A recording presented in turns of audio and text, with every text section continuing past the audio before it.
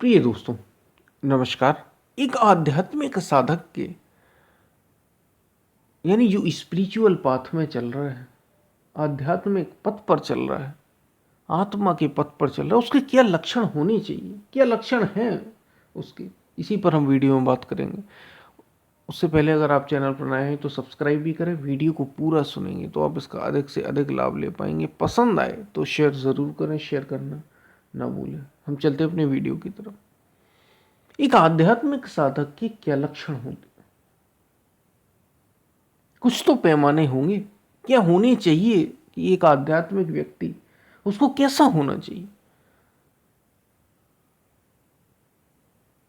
सबसे पहली चीज तो उसमें ये गुण होने ही होने चाहिए, उसे लाने ही लाने चाहिए ये गुण। पहली बात, कामनाओं से रहित जीवन। यानी कामनाएं उठे लेकिन वो निष्काम होने का प्रयास करता रहे।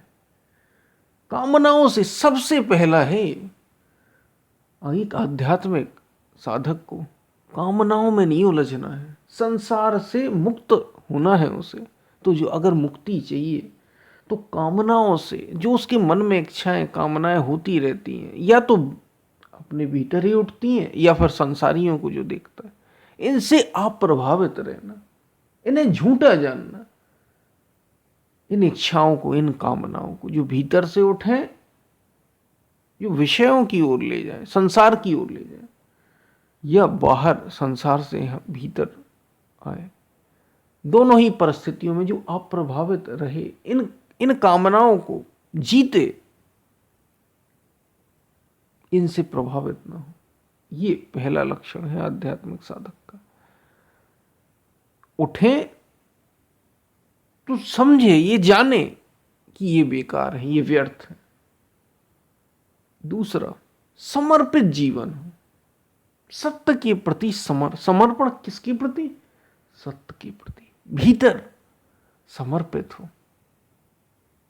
क्योंकि जो भीतर मन के प्रति समर्पित ना हो, संसार के प्रति समर्पित ना हो, शरीर के प्रति समर्पित ना हो, आत्मा के प्रति समर्पित हो, जो वो होना चाहता है उसके प्रति समर्पित हो। जैसे उस परमात्मा को निर्गुण निराकार कहा गया, तो निर्गुण निराकार के प्रति समर्पित हो।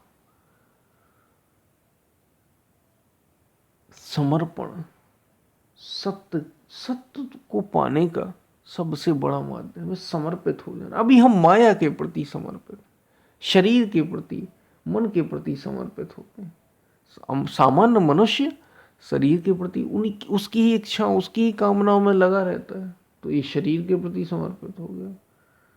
मन के सुख दुखों, अच्छे बुरे, लाभ हानि से प्रभावित होता रहता है, तो ये मन के प्रति समर्पित हो गए। समर्पण किसके प्रति? आत्मा के प्रति समर्पण, ये दूसरा सबसे जरूरी है।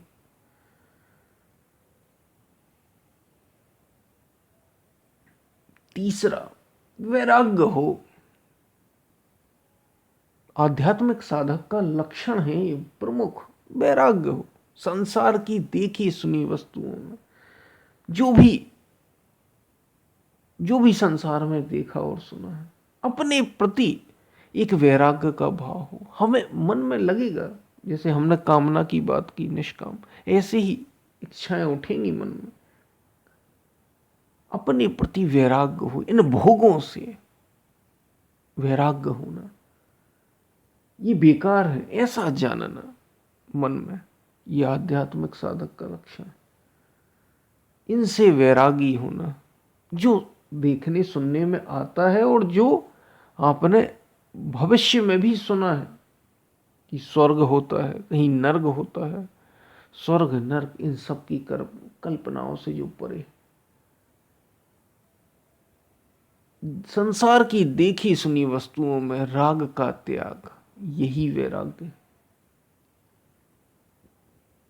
तो वैराग्य होना, और ये केवल बाहरी वेशभूषा पर निर्भर नहीं करेगा। वैराग्य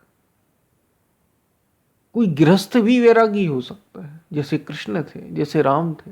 ये एक आध्यात्मिक साधक के लक्षण। कुछ नहीं चाहिए उसे, सदा ये हो भाव। इसका मतलब ये नहीं कि वो ज़रूरतें पूरी नहीं करेगा, खाएगा नहीं, पिएगा नहीं, रहेगा नहीं, नहीं करेगा, लेकिन जितनी ज़रूरत है उतना, अधिक की कोई चाह नहीं, बेकार व्यर्थ की चाह नहीं, उसे जीना आत्म भाव में। ये लक्षण है एक आध्यात्मिक साधक का। चौथा, आध्यात्मिक का अर्थ ये होता है, जैसे हमने पहले भी वीडियो में बात की, आत्मा का अधिकार।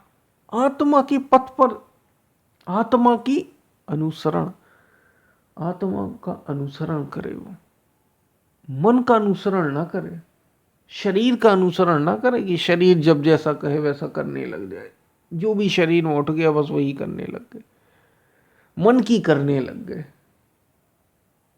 नहीं नहीं, आत्मा की सुनना है उसे। और यही आत्मा जो मेरे आपके भीतर, हम सभी के भीतर है, ये मार्गदर्शन करती है।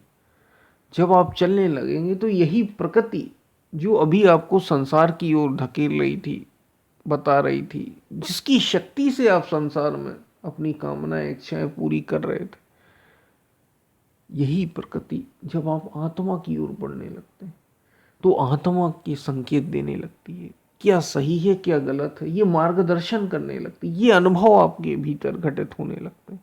एक आध्यात्मिक साधक में ये अनुभव होने चाहिए। हर पल प्रकृति से सावधान, इसके संकेत भीतर से आते हैं, ये जागृत होने चाहिए।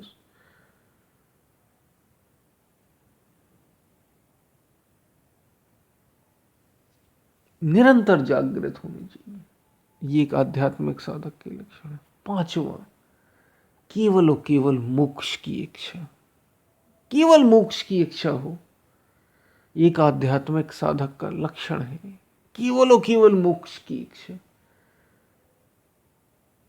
इच्छा राखे मोक्ष की ताही शिष्य पहचान। जो केवल और केवल मोक्ष की इच्छा रखे, संसार की इच्छा ना रखे, और किसी प्रकार की आध्यात्मिक इच्छा भी नहीं, क्योंकि आध्यात्मिक भी बड़ी, संसार की इच्छाएं तो छोड़ना ही छोड़ना, आध्यात्मिक इच्छाएं भी हो जाती है बड़ी। जैसे वो ध्यान करता है तो हमें ध्यान में ये सुनाई देता रहे, ध्यान करता है तो हमें आनंद मिलता रहे, हमें रोशनी दिखती रहे, ये सब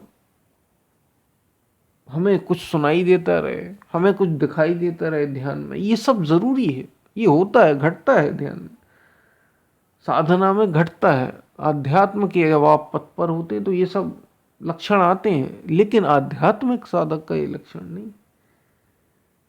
उसे तो मुक्ति की ओर जाना है, हमें ये मिल जाए, हमें ध्यान में ये अनुभव हो, दूसरे को हो रहे तो हमें भी हो, ये सब लक्षण नहीं होते। आध्यात्मिक साधक के लक्षण केवल और केवल मुक्ति, ये लक्षण होता है। सभी प्रकार के, शरीर के भी और साधना के भी, इन सब भावों से मुक्ति, स्वयं में स्थिति, केवल और केवल मोक्ष की इच्छा, किसी प्रकार के बंधन में नहीं फंसना, किसी प्रकार की सिद्धि प्राप्ति में नहीं फंसता वो, केवल और केवल मुक्ति उसका लक्ष्य होता है। यह आध्यात्मिक साधक का लक्षण।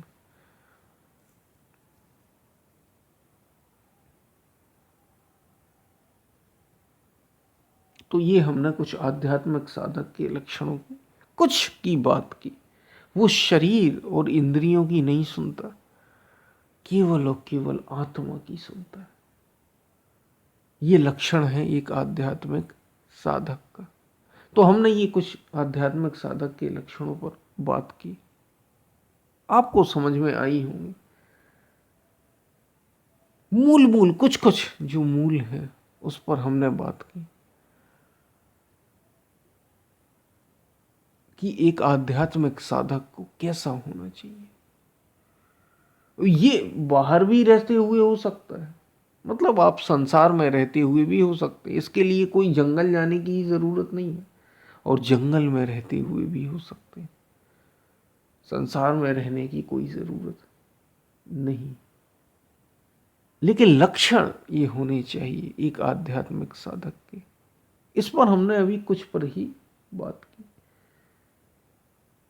मोटे मोटे तौर पर हमने बात की। ये तो होना ही चाहिए। ध्यान, विवेक, वैराग्य, भक्ति, ये सब लक्षण है एक आध्यात्मिक साधक। तो हम फिर मिलते हैं, आपको ये बातें समझ में आई होंगी। तब तक के लिए धन्यवाद।